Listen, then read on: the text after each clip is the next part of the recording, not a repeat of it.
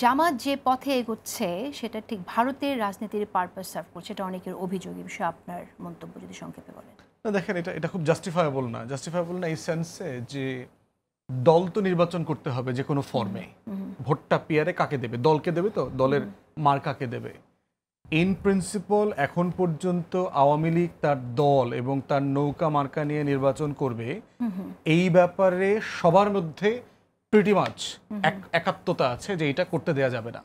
কারণ গণ অভ্যুত্থানের ব্যাপারে তারা ন্যূনতম রিগ্রেট করে নাই, তারা ক্ষমা চাওয়া, জাতির কাছে বিচারের মুখোমুখি হওয়া, এই প্রসেসটা শেষ পর্যন্ত যাওয়ার আগ পর্যন্ত আওয়ামী লীগ, জাতীয় পার্টি, 14 দলের ব্যাপারে এই পজিশনটা থাকবে। এই যে জামাতের যে কর্মসূচি, সেই কর্মসূচিকে আপনি কিভাবে দেখছেন? যে নির্বাচন, ফেব্রুয়ারিতে নির্বাচন, পিআরের 2টি কক্ষে পিআরের দাবি সহ যে আন্দোলনটা হচ্ছে, কর্মসূচি ঘোষণা করেছে যুগপৎ আন্দোলনের জন্য, সেখানে তো আপনাদেরও একবার আমরা খবরে দেখলাম যে বিপার্টিও থাকবে এবং পরে আপনারা জানিয়েছেন আপনারা সেখানে নেই, সে যুগপৎ আন্দোলনে নেই।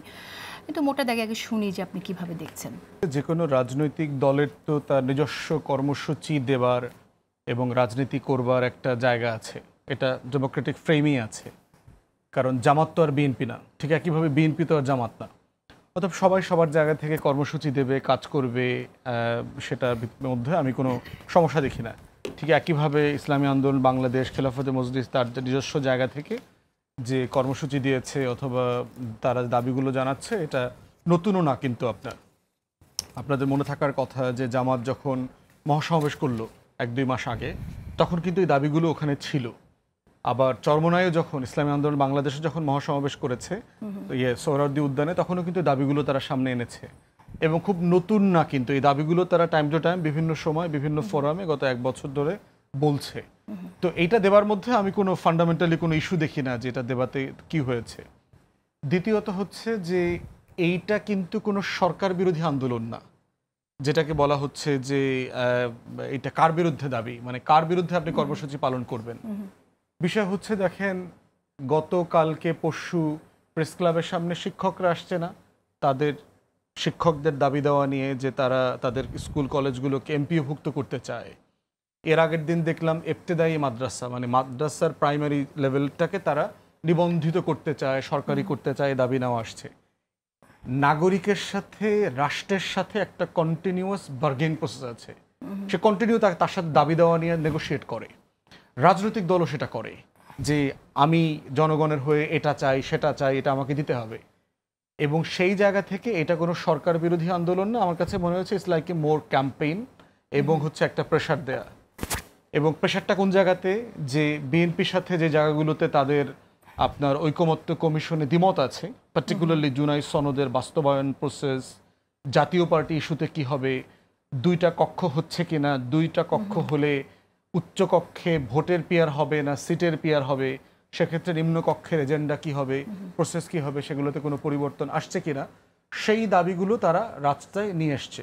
যেহেতু আপনি জানেন কমিশনের মিটিংয়ের মেয়াদ আরও 1 মাস বাড়ানো হয়েছে, তারা বোধ করছে এটা পলিটিক্যালি এই প্রেশারটা দিলে তারা একটা বেনিফিট হবে। পার্টি আপনার কথা থেকে আমি যতটুকু বুঝতে পারছি যে, এবং আমরা জানিও যে এই দাবিগুলোর অনেকাংশের সাথে আপনাদেরও মিল আছে, আপনারাও চেয়েছেন সংখ্যানুপাতিক পদ্ধতিতে নির্বাচন, এবং এই যে জাতীয় পার্টি নিষিদ্ধের যে দাবি, সেই দাবির সাথেও আপনাদের ঐক্যমত আছে।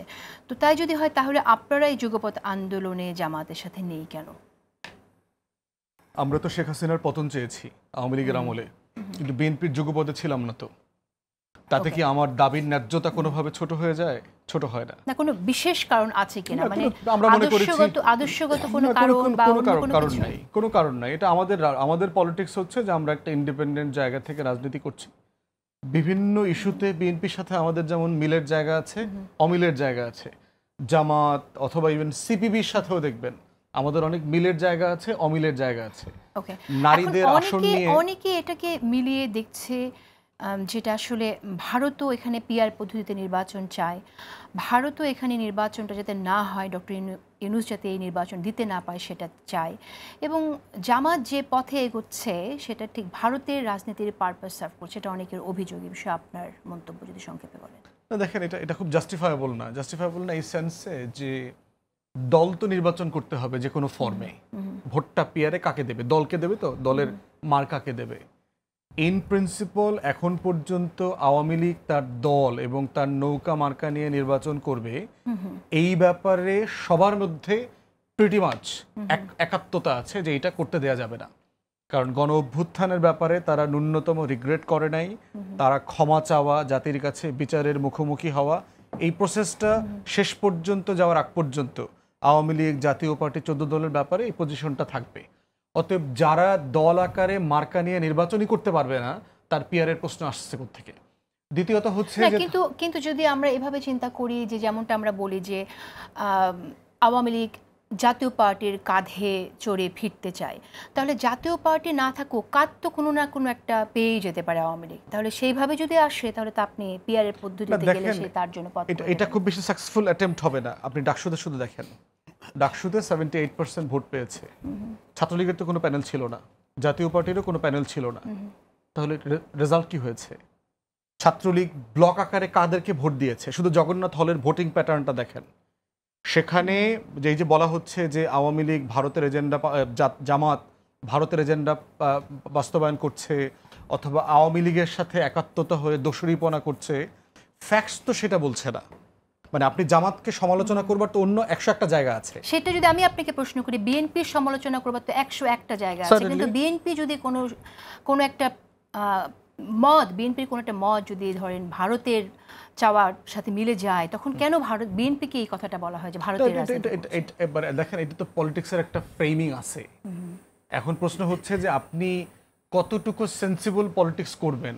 জাতি আকারে আমার পলিটিক্যাল খাইসলত, এটা তো আপনি সাডেনলি তো আপনি আমেরিকার মতো করে আশা করতে পারেন না যে ভাই গণ অভ্যুত্থান হয়েছে, আসেন সবাই জমজম কূপের পানি দিয়ে গোসল টোসল কইরা ফেরেশতা হয়ে যায়। এই দেশের মানুষ তো ফেরেশতা হয়ে যায় নাই। এখানে পলিটিক্সের ভিতরে প্রচুর ইবলিস তো আছে, সব দলে আছে। তাহলে সেই বাস্তবতাটা তো আপনি সাডেনলি আশা করতে পারেন না। জগন্নাথ হলের এক্সাম্পলটা দেখেন কেন জরুরি।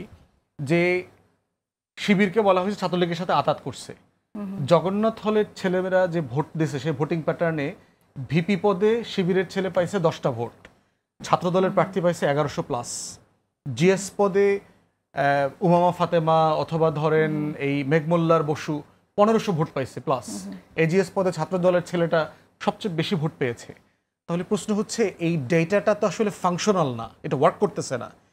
পিআরেও যদি জাতীয় নির্বাচন হয়, আওয়ামী লীগ এইভাবে প্রচুর মেরুকরণের চেষ্টা করবে, কিন্তু ফান্ডামেন্টালি আমরা গণ অভ্যুত্থানের পক্ষের শক্তির ভিতরে যদি আন্ডারস্ট্যান্ডিং ভালো থাকে যে আমরা রাজনৈতিক প্রতিপক্ষের দায়িত্ব পালন করব, কিন্তু শত্রু প্রশ্নে গণ অভ্যুত্থান প্রশ্নে আমরা কম্প্রোমাইজ করব না।